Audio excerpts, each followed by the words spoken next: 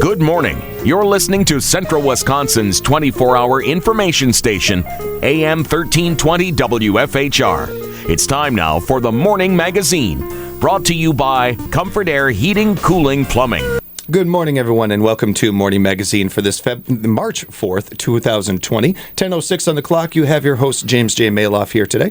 And we are joined for the whole hour by Sheriff Shawn Becker. We also have Sheriff Alicia Brenage, I should say, also in with us today. And, of course, we want to say hi to Joe and our friends over at Wisconsin Rapids Community Media. We appreciate you guys being in with us. Good morning, everybody.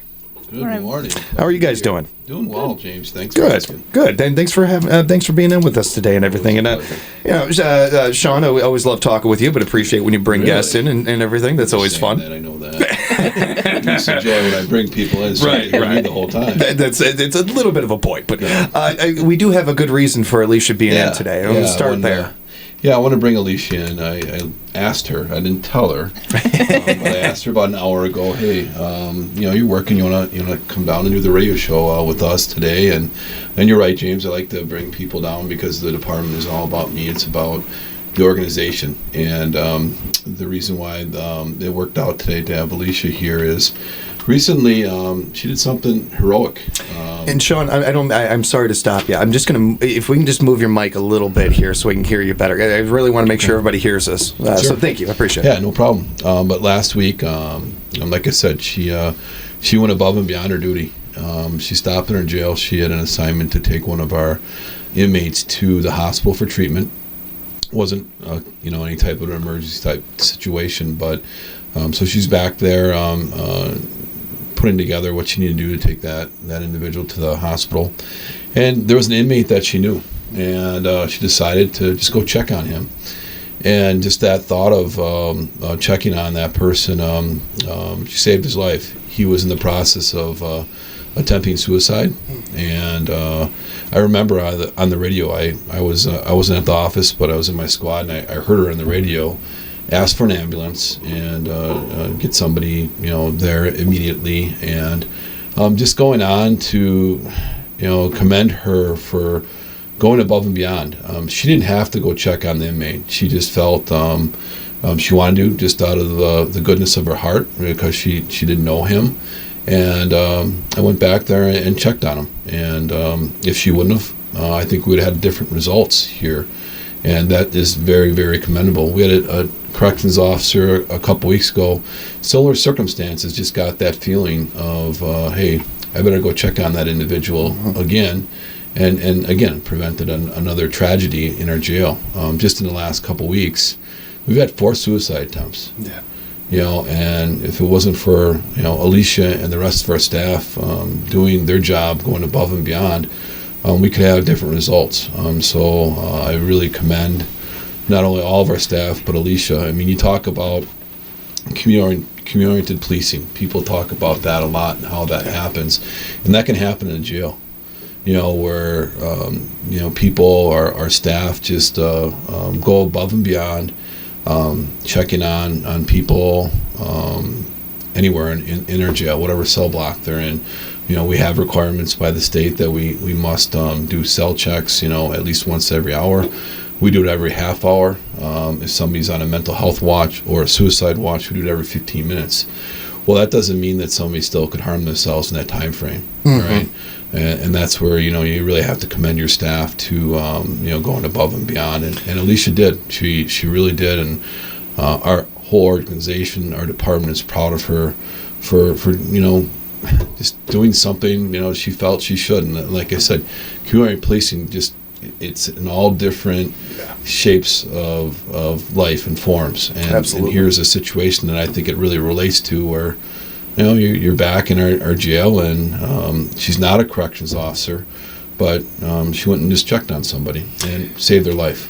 It's it reminds me of the story that we talked about the last time you were on, when this similar thing kind of happened, and it also reminds me of one of the biggest topics that we've talked about every time we've gotten a chance to is mental health. And the importance of that, and not just with the revolving door thing that we've talked about, but also just these people as human beings. I've growing up in a hockey family. My dad, You have all your teeth? Yeah, I still do. Yeah, because I wasn't good at hockey, so I didn't get to keep playing. My dad does I could it. skate. My dad, he used to always. It's this joke that we used to have between each other that it takes a certain person to be a goalie in hockey. Like you have to do. You just a certain kind of character, certain kind of thing. I feel it's something that I've talked with him recently about when it comes to our police force, our sheriff's department, or our firemen. You have a certain thing in you. It involves a lot of different layers. Certainly wanting to help people and things, but there's an instinct there. And when you're talking about Alicia, and what she did, having that instinct there, Alicia, to check on that person, it's a sixth sense. It's a kind of thing that not everybody has. And I think that there's a reason why when you're good at this job and where you are, the positions that you're in, that plays a part of it. Certainly all the regular, dotting the I's and crossing the T's, but little things like that you don't always see coming. I feel a little bad too because as soon as Shawn was telling me the story off air, Alicia, you look a little like you don't want to even. It's a humble kind of thing. It's one of those things where you don't necessarily you didn't help the person certainly to be on the air with us at some point or anything like that. So it's a little embarrassing in sort of a way, but I hope you can put up with it long enough because we do appreciate that kind of stuff, those extra efforts, and along with everything else that you do for our community. In that moment, though, if you don't mind me asking, what is your first gut instinct how to handle that? Because it's something. Maybe this time it was somebody you knew, but it could be a stranger or something like that. So, where do you go when that first breaks down? When something like that happens? Ultimately, we just all kind of came as a team back there, and we all just kind of worked together, and it all worked out. So it's a real thing where it's something that you immediately looking at your co-pilot there and reaching out to them. Mm-hmm. Is this in Sheriff? You mentioned this also. This isn't your normal kind of job, or what you normally would do as far as that kind of thing. No, I work on the road, and it just happened to be that I was going to be doing a transport, and. Wow. Well, we're lucky you were there at that time. And so. Things happen like that for a reason, I believe. Yeah, there's protocol, and she followed protocol immediately. She sees her observations, gets on the radio, hey, we need an ambulance here right away, communicates with, the other staff there, the other corrections officers, and then things just go into motion. We start, the first aid, reviving the person, and, and then EMS gets there, and we follow the protocol. And then from there, we work with human services and crisis to see what are the next steps. One thing that, we've talked about a lot, James, because the mental health side of things, especially in a correction setting, is huge. Yeah. And it's a good segue into, talking about what we're doing here at the Sheriff's Department in our jail. There's no, we talked about the jail study that's going on. And with that, just a quick update. The jail study should be completed in May. And it's going to be presented to the county board in 2 phases. In May, venture architects will come in and say, okay, this is the reasons why you should consider moving towards building a facility or adding on or something. And then the next month in June, it will be presented on costs. What are the costs to stay as is? We're housing inmates out of county. What are the costs for maintenance issues and things that are going to come up? And then here are some options to look at and what those costs are if we would add on, build a facility. And then from there, the county board will take it from there to consider. The needs are there. Obviously, when you have a facility that was built in the late 80s, as I always mentioned, a 24-hour run operation, a facility that's being used that much, you compare it to like an airport that's run 24/7. Yeah. Things you have to replace, things you have to either change or things change. Like in corrections, things change where our jail is a linear style.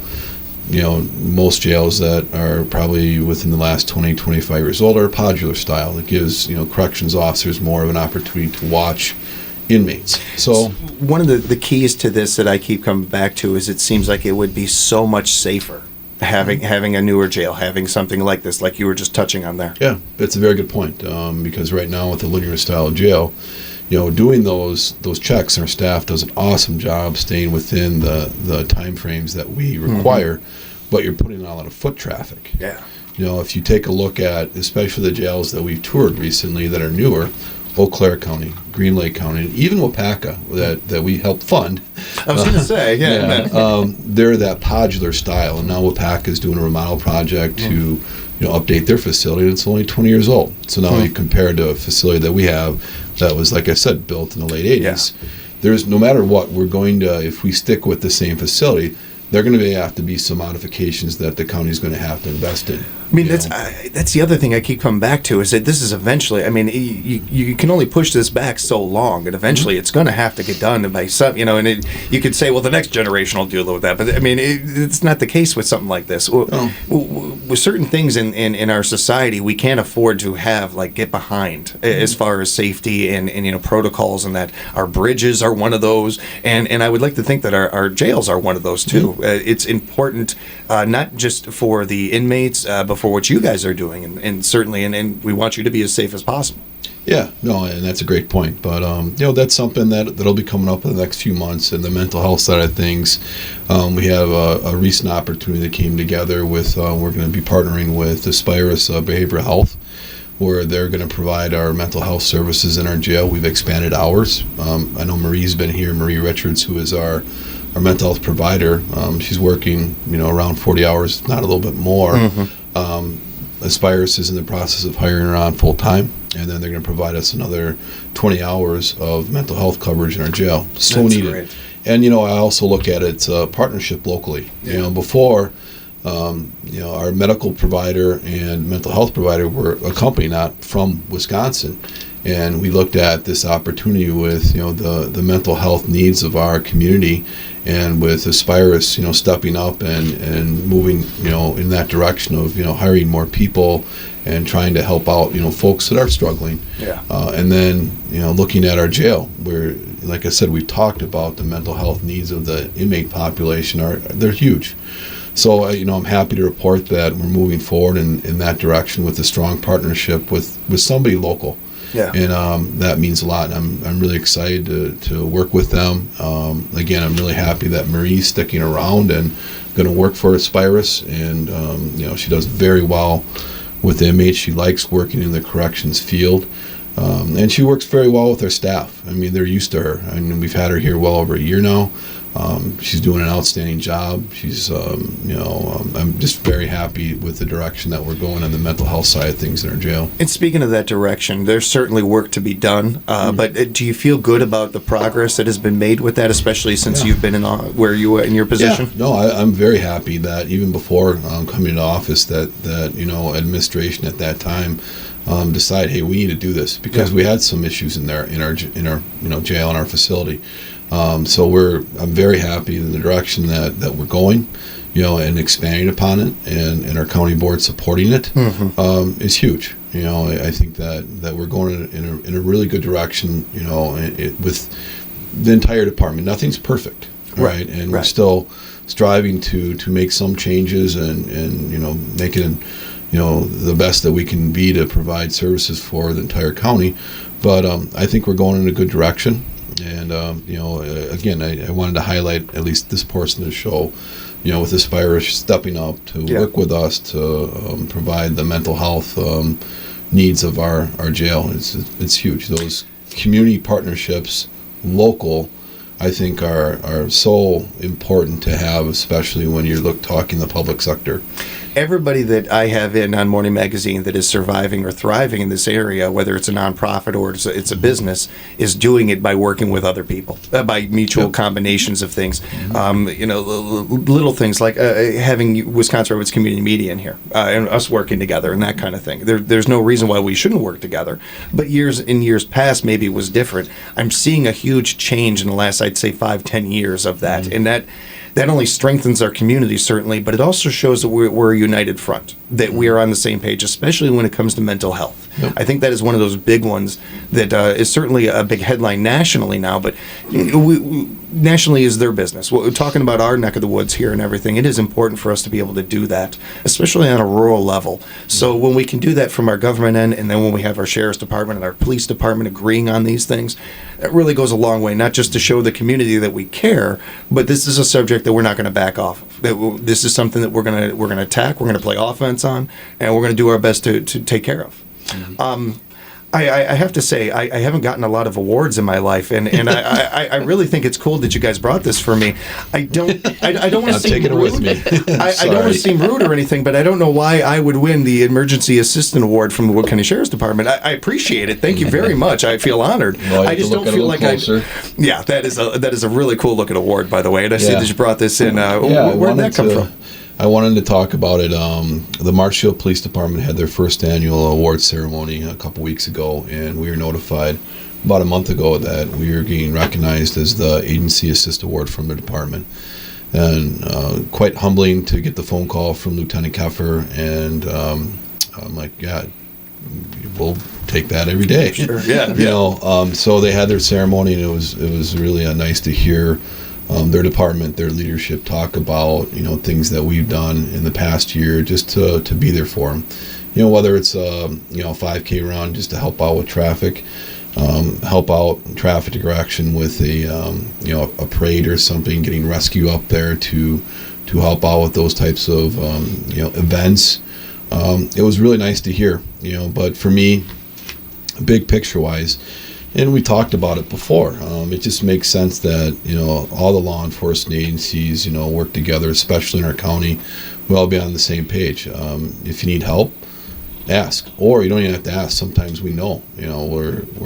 Especially on the road, our deputies work very closely with all the agencies here. But just with Marshfield to recognize us, they were going to back you up on a traffic stop. That's expected if a Marshfield officer has a traffic stop somewhere in the city and we're in the area, we're going to stop. Emergency call, it's automatic, and we're going to work together. And I feel like we should be given Marshfield Police Department Award, because I'll talk about two incidents that we've talked about on the show before. But if we go back to a homicide investigation involving an infant that was only minutes old, which the incident happened out in the county, but then that infant was brought to the hospital in Marshfield. Marshfield Police Department was going there first to, start to investigate the incident, and then we're obviously going there too because, where did this happen? Mm-hmm. And with that working relationship that started, on the road with the officers and deputies working together, seeing we have a serious, very, very serious, investigation, probably the worst one I've ever seen in my career. And then you take the investigators now working together, and now you have two individuals in custody that, we'll see what happens when it goes to trial, but I'm very confident that, we'll go in a direction that they'll be held accountable. Mm-hmm. But that teamwork approach, when you have a serious investigation like that, showed. And then the other one, which sometimes is hard for me to talk about, but in June 11th of last year, we almost lost a deputy. Sergeant Corey Lee came, inches from losing his life, and coming in for that situation and getting up to the hospital in Marshfield. The first people I see are Marshfield officers, by his side. Seeing an officer, Landon Kramer, Sam Fox, and a couple other of officers, was humbling to say, hey, we're here for you. They were there when we needed them most. And just the help from Marshfield Police Department and the rest of our brothers and sisters that wear blue, in that situation where the support was huge. And we worked through that together. And again, they were there when we needed them the most. Do you think a moment like that is one of those moments where it changes things? And as much as you talk about, and in other departments talk about working together with other cities and everything, you have a moment like that, and it is a wake up to we really do. We can talk about it, but we really have to stick to this, where we're working together. No more of this, we want to make the big bust or something like that or anything. It's a mutual. We're just talking about organizations are surviving because they work together. Mm-hmm. I would imagine it is very similar with that, with the different departments in this area and everything. You guys are stronger working together. Yeah. You put differences aside. I mean, everybody doesn't agree on everything at every moment, but in the end, we're walking out together as a team. But that was a moment that, for me as a leader, just seeing the support come in from everywhere, just even people that I went to train with, or were calling or texting and saying, hey, or whatever you need. Yeah. But the local, agencies, came to the scene. They weren't even asked. They just came to the scene. Yeah. And then they weren't asked to go to the hospital to be with Sergeant Lee. They were there. And that was extremely humbling. And even afterwards, while Corey was getting treatment, in the hospital, just the revolving door of officers coming to see him from all of our agencies within the county and beyond was just amazing to see that brotherhood and sisterhood, that family, that team, expands so far, just beyond Wood County. It's it only strengthens what we have here, and makes us that much stronger where we're at. But it's kind of, I know it isn't easy to talk about, so I really, really appreciate you sharing it, because it's stuff that we don't always get to hear about. And I think it's good to know that kind of thing, that our communities are working together. We've, somebody growing up around here, I imagine that, you know the rivalries better than I do, and these kind of silly things that go on and everything. To me, and I get rivalries when it comes to your sports teams and in your high schools and all that, and we all root for our own high schools, and that's cool. But as far as community, as far as citizens and everything, working together, we're better off that way. And to be quite blunt about it, we don't make it much longer without working together. Right. I mean, as far as like not even as a survival thing, but I just mean financially in other ways. We're stronger when we're working together. So it's really cool to hear that example, and I appreciate you sharing it. No, and I just, again, before we move on to something else, thank you to Police Chief Rick Grimes, his entire staff, top to bottom to top. I'm proud of the fact that we have a strong working relationship, and they recognized us with an award, which was very humbling to accept. Yeah, big tip of the hat to them, and a big thank you to Sheriff Becker and Sheriff Brenage for being in with us right now. We're going to take a quick break. We'll be back with more with them on Morning Magazine. But I want to remind you too that our phone lines are open, 424-2600. If you have questions for anybody, go ahead and give us a call, 424. Hopefully you wouldn't have questions for me. I wouldn't think you would. You could ask me a question anytime, but while we actually have the sheriffs in with us, you might want to have a question for them. We'll do that coming up here on Morning Magazine. AM 1320 WFHR. We have the morning hour. Your host James here. We are joined by Joe and our friends over at Wisconsin Rapids Community Media. We have Sheriff Shawn Becker in with us, along with Sheriff Alicia Brenage. And Sheriff, before we get going too far into anything else, I wanted to thank you and congratulate you guys again on a successful Men in the Kitchen event. You guys were great there.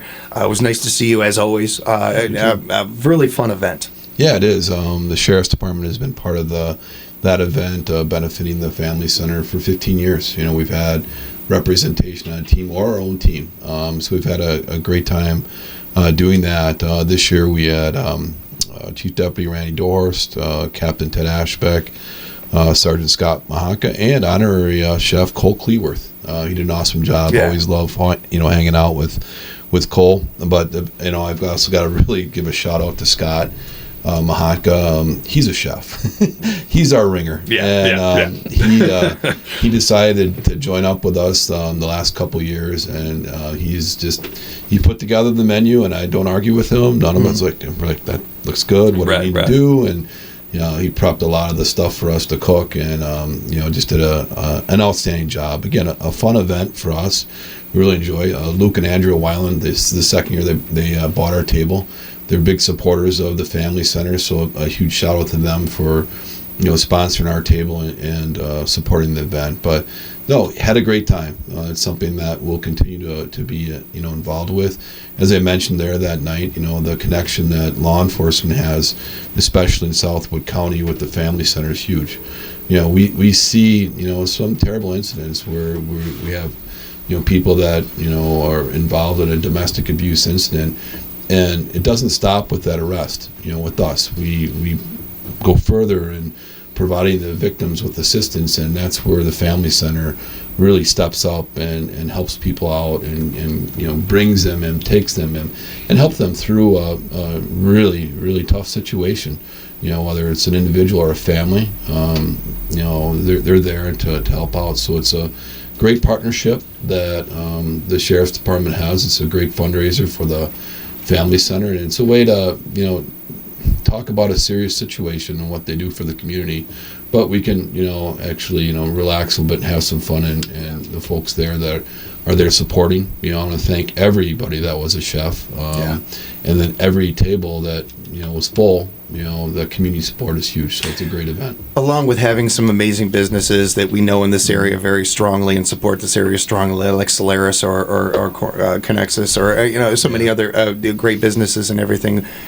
You guys were there with the sheriff's department. Of course, we had the police department and Sheriff, Police Chief Melvin there and his boys. And Irvin Melvin. Saying, I'm sorry, No, I'm thinking of too many different names right now. That was over at Grand Rapids. Yeah, they maybe appreciate we can get him to come next year. Although maybe, that's a good tie in there. Yeah, good. But we, along with Mayor Zach Verwink and Andy Francis from the Rafters, we have so many great representations there showing support and showing where we stand on this issue, that there is no gray area on this issue, that you're either on this side or that side when it comes to the domestic violence. Right. And doing our best to put an end to this, because I'll be honest with you, this one I lose my cool a little bit on, because I got no gray area for me on this one. I think there's a lot of gray area in life. This is one of those things. There isn't. I was raised by a dad that told me, if a woman is coming after you with a butcher knife and a machine gun, you run the other direction. You do not, there's no cause, no reason in the world why, and vice versa with that as well, because we know that it can go the other way at times. I will say, too, that is as important and as much good work that the Me Too movement has done, and it's done some very great work, and as important as the quote-unquote woke culture is, all that stuff is great. The Family Center is still at capacity. Yep. Every time I have Deb or Sue in, they're still at capacity. Yeah. This is still an issue. This is still a thing that, especially in rural areas, is not getting talked about enough, is not being brought up into the sunlight enough, and I feel like, as important as it is for Deb and Sue to be doing the work that they do and everything, it is just so vital that people like ourselves are showing that we stand by them, and that we're showing that we hold other men accountable. That we hold other men, that we're not gonna look the other way anymore. Nobody's gonna be putting this under the rug, or we're gonna talk a little bit hushed when we bring up this subject. No, we're talking loud about it, and we're holding people accountable, and there is no more gray area on this subject. So it's so cool to see that all these people coming together. But I do like to stress too that this is still there's a reason we have to come together every year to do this and everything. I joke with Deb every time she comes in. I wish she had no job.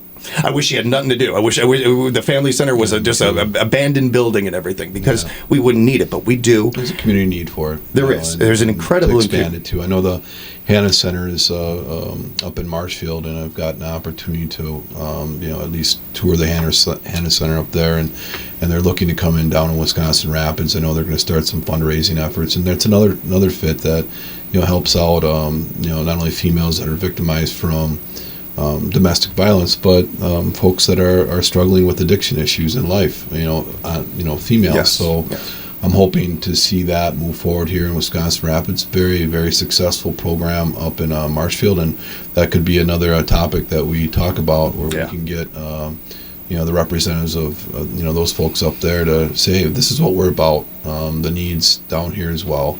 Let's look forward to see how we can fund it. Yeah, and I look forward to having that conversation. I think that's going to be a great one. I'm looking forward to that show. Yeah. I don't think we've made Alicia talk enough. Me and you have been talking this whole time. On that, James. I could use a drink of water right now. Yeah. So, Alicia, we're just why don't you and I walk out? Sounds good. Sounds real good. Finish the show. Alicia, you just push this button right here, and you'll be good. As long as we have you in here and everything, I wanted, if you don't mind, to kind of get a little bit of your backstory and a little bit how you ended up in this position with the Sheriff's Department. Again, Alicia Brenage, Sheriff, joining us today. Is this something that from a young age you knew you wanted to do, or is it something that kind of developed as you got older? I'm going to say I think it was more developing as I got older.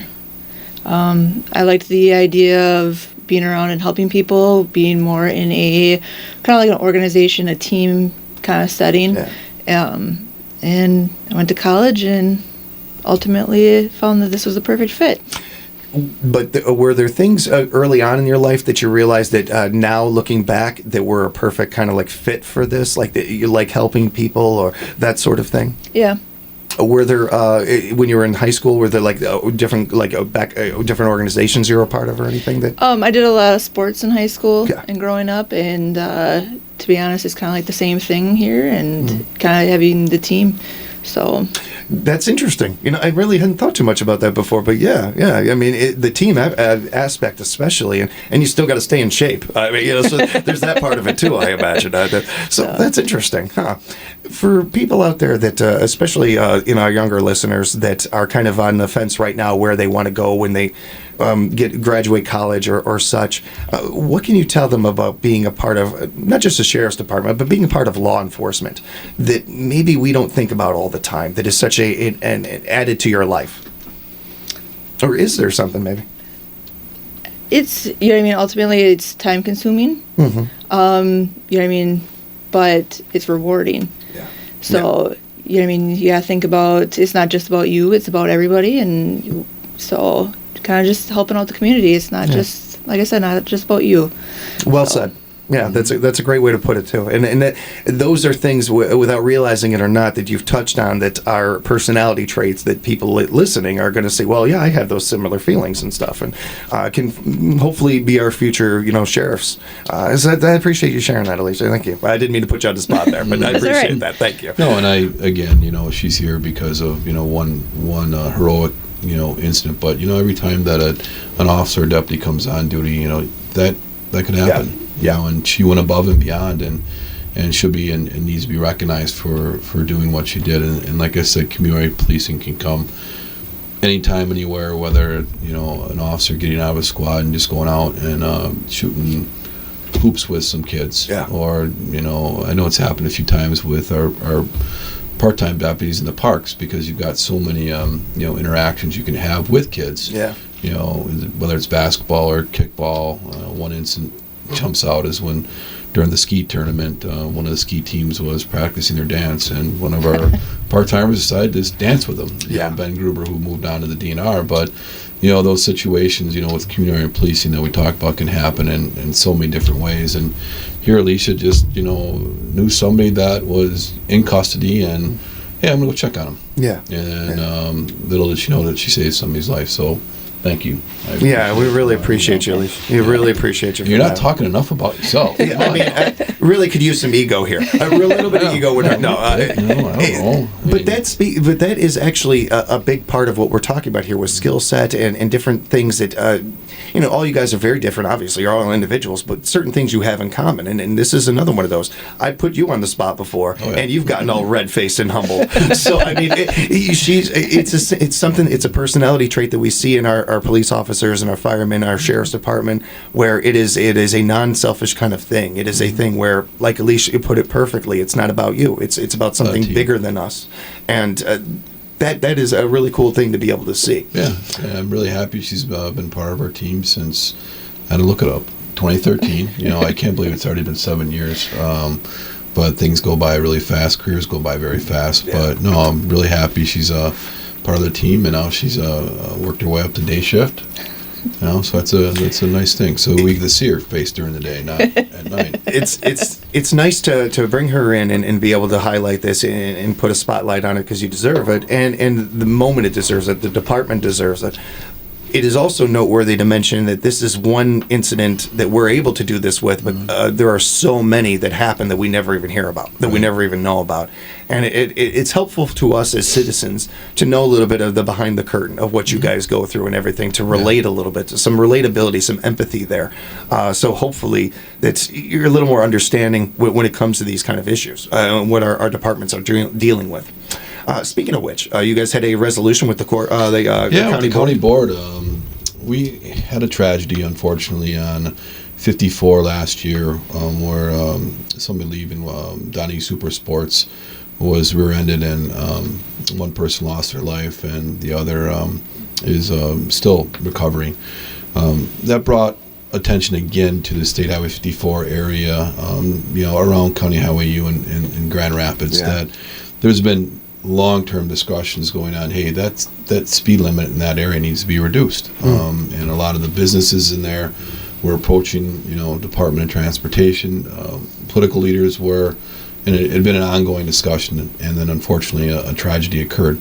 So what we've been doing, not only Wood County Sheriff's Department, Wood County, but Grand Rapids, their town board as well. We met. Our county board, our public traffic safety committee made the recommendation that the speed limit be reduced down to 50. Our public safety committee at the sheriff's department, the county board that we answered to, we talked about the concern, the issue we have.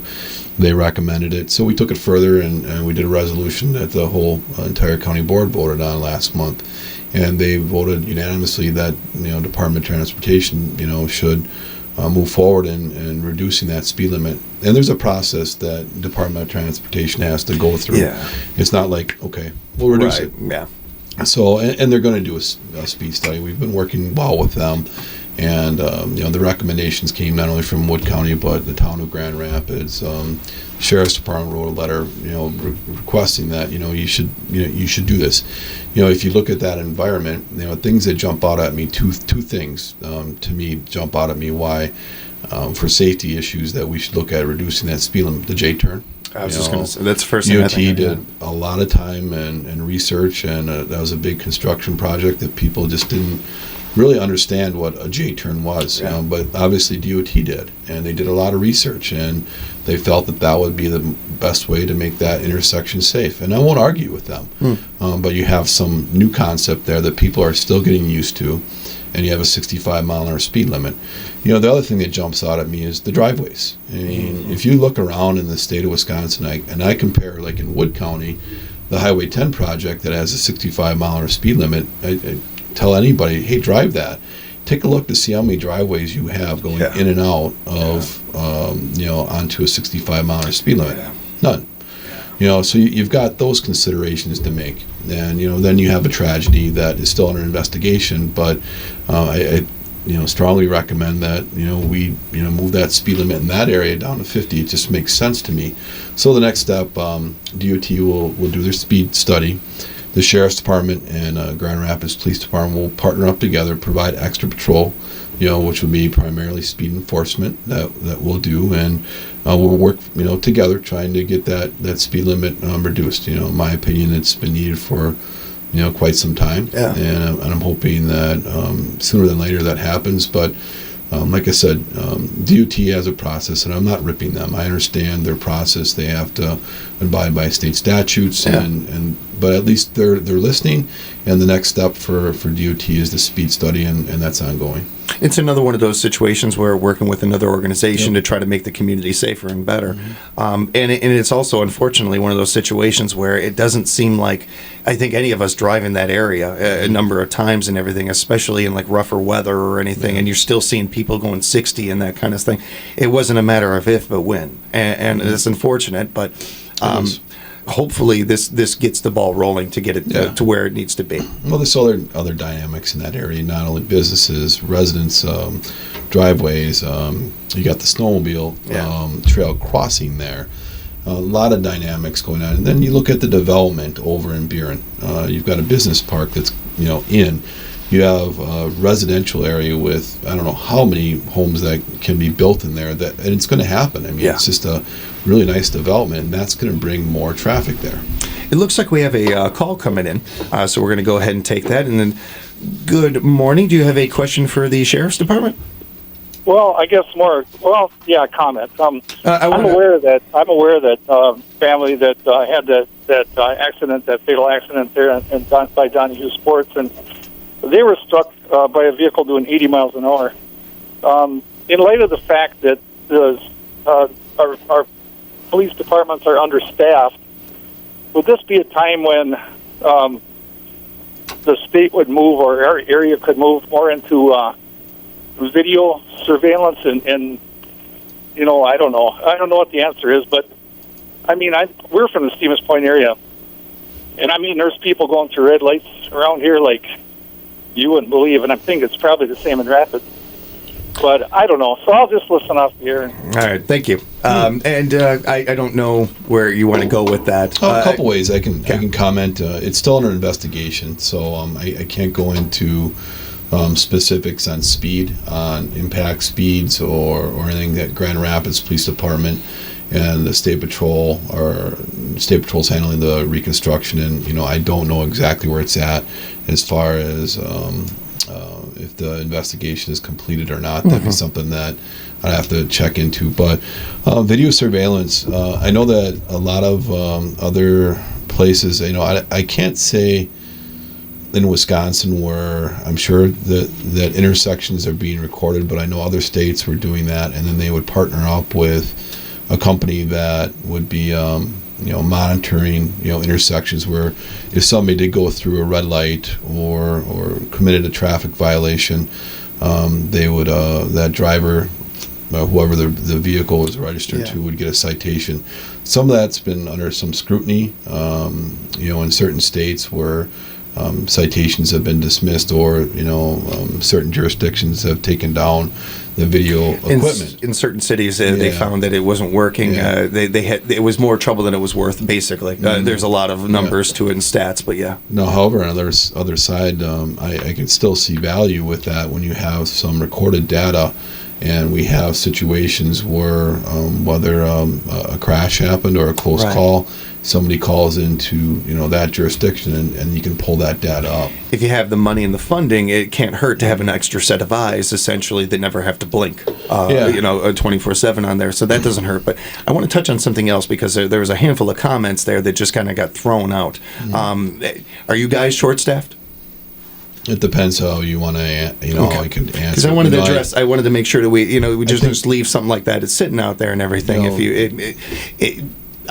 It's certainly one of those things where I don't want it to just be left a gray area. I wanted to give you a chance to answer it. It gives me an opportunity to, two things where I look at, our agency. Yeah, it'd be great to have more cops in every shift, and I understand that, but where I look at, since in the last year, where our biggest needs are, number one, our jail, our staff in our jail. We're running into issues on, working with 3 corrections officers. Wasn't enough.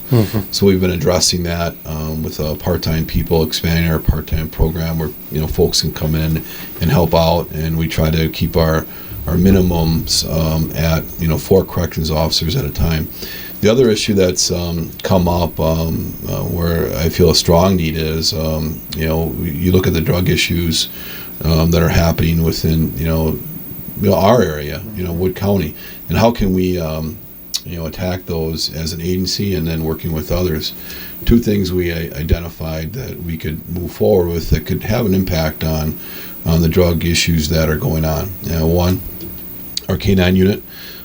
We've had so much support, and I have to thank the community so much for not only supporting our K-9 program, but you look at Nakusa Police Department, they got a dog. Wisconsin Rapids Police Department is getting another dog, and I'm happy to report that the Sheriff's Department come fall will have 3 dogs now. Right on. And you know what? How that happened is from community support.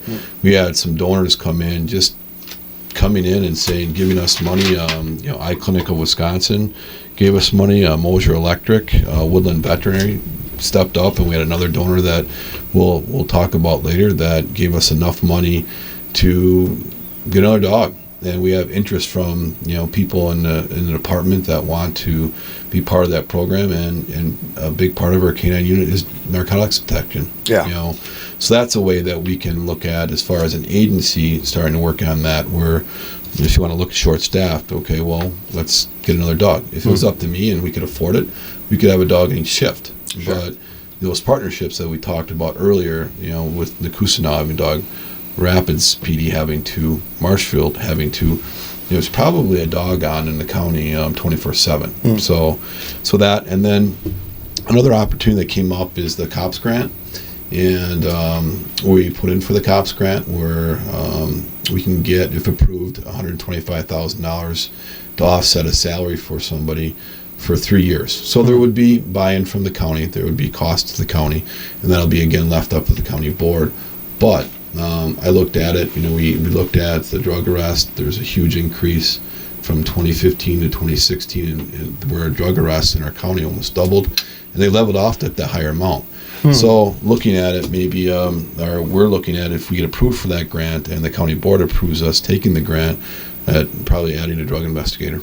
Nice. We are going to take our final break real quick here. When we come back, we'll get to the phone call that's waiting there. Just hang on the line and we'll get to you then. We had to take this break, though. We're running up against it here. We'll be back with more with Sheriffs Becker and Brenage and more Morning Magazine on AM 1320 WFHR. Where we are joined by the Wood County Sheriff's Department. We also have Wisconsin Rapids Community Media in with us. We are wrapping up in the last 5 minutes of the show here. We're going to try to get a phone call in and a question for our Sheriff's Department. Good morning. You're on the air with us. Good morning. I don't know if it's a stupid question or not, but other than locality and being local, what's the difference between a sheriff's department and a police department? I'll hang up and I'll listen to your comment. Sure thing. And I don't think that's a stupid question at all. As somebody who grew up watching Law and Order and thought he knew everything about, that industry, this was a question that I had early on. Sure. The two things that jump out that how I can answer that. One, the biggest difference is we have a jail. We have a jail. We're responsible for people that are, arrested within our county, and either they're awaiting trial or they're sitting out their sentences or they're being sentenced to prison, and we're transporting them. So, really quickly, the jail is probably the biggest difference. Second thing is jurisdiction. You have a city like Wisconsin Rapids, for example. Those officers have to stay within the city unless we ask them to come out and help us. We have jurisdiction through the entire county, including the cities. We can make arrests within a city, but our primary patrol areas are outside of those city limits. So those are probably the two biggest things I could say. And then also, your sheriff is elected. The police chief is appointed by the leadership within those municipalities. Every 4 years, the voters decide. So those are probably the three biggest things that are common where I can tell you that there's differences, and we have a different color uniform. That's the only thing I was going to add. Otherwise, I think you checked all the boxes there. But yeah, no, good question. And, those. I mean, we're all police officers. We're all law enforcement officers, but jurisdiction.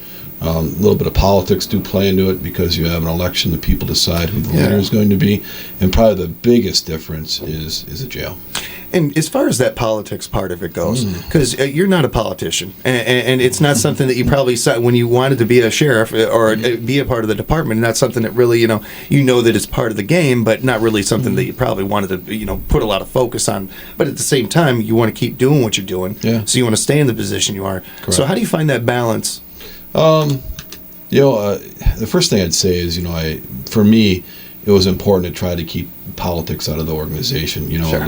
That individual, whoever's running for sheriff, which we had a lot of really good people run last go around, try to keep that away from the department because it can polarize the department and create, just things that you don't need. It can hurt the organization. So I knew getting into it that, all right, I'd have to be available to folks and move forward with, and you have to, pick a party. And that was questioned a lot. Well, why does the sheriff have to be part of a party? And I'm like, I don't have a great answer for you. I don't.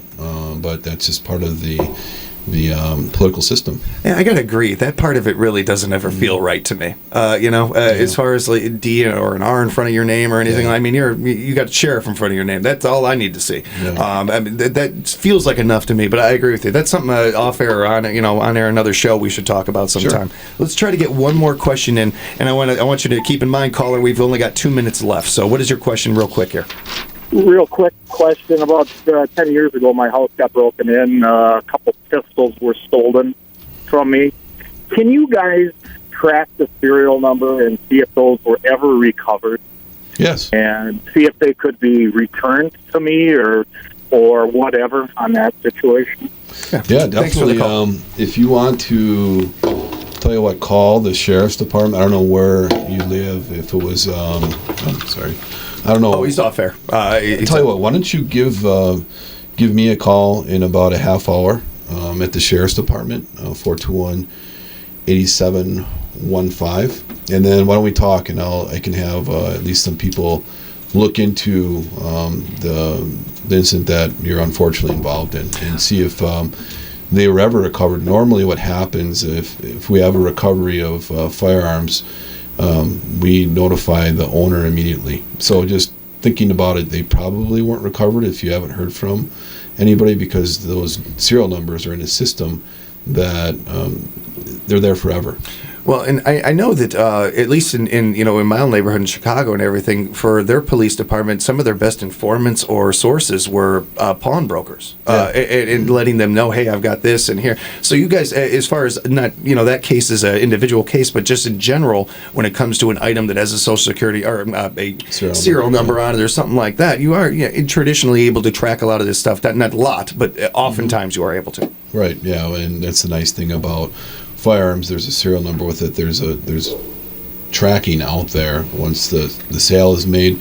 So yeah, please give me a call in like about a half hour and let me do some digging for you to see if what the status of that investigation's at. I want to say a big thank you to Joe and our friends over at Wisconsin Rapids Community Media for being in with Alicia. Really nice to meet you. Thanks a lot for spending the time and putting up with me. Thank you for that. And it wasn't so hard, was it? Was it too painful? Was it too painful? Hopefully the most painful thing you'll have to do today. And Sheriff Becker, always good talking with you, sir. Yeah, always a pleasure. Looking forward to talking with you guys again real soon. And thanks again for being with us. And most importantly, thank you for everything you do for our community. You guys stay safe out there. All right, thank you, James.